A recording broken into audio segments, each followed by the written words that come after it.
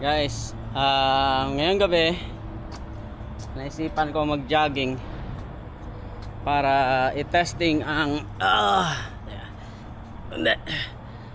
super night mode ng aking bagong DJI Action Cam 5 Pro. So ayan, ito siya.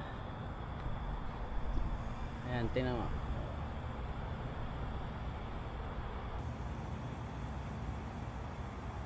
Ganda ng kuha niya sa gabi. So yan ang gusto kong i-test ngayong gabi. So tingnan natin, i-compare ko yung lahat ng setting ng kanyang super night mode. Compare siya sa iPhone.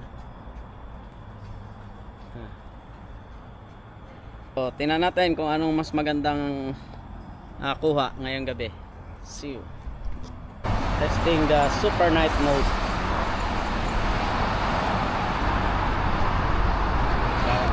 Ayan. Ito naman sa kabilang side. Wow. No. So night mode, jogging. Ayan. Nasa overpass. Night mode 4K 25 FPS. Ayan, madali.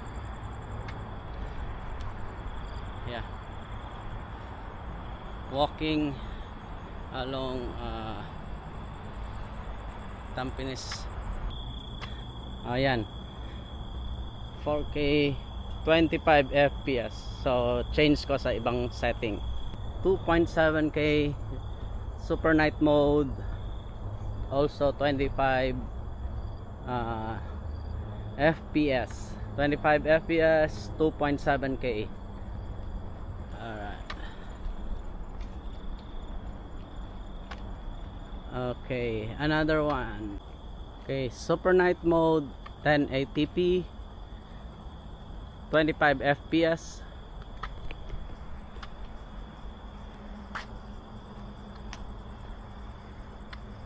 Tingnan natin mamaya kung ano yung maganda pag tumakbo naman. Yan, takbo. Tignan natin yung okay,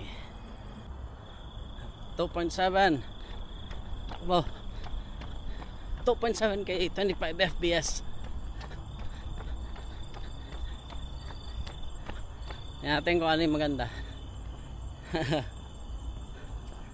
Okay, super night 4K 25 FPS.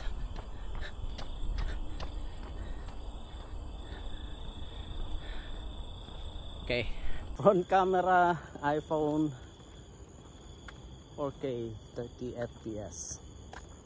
Okay, back camera 4K 30 FPS.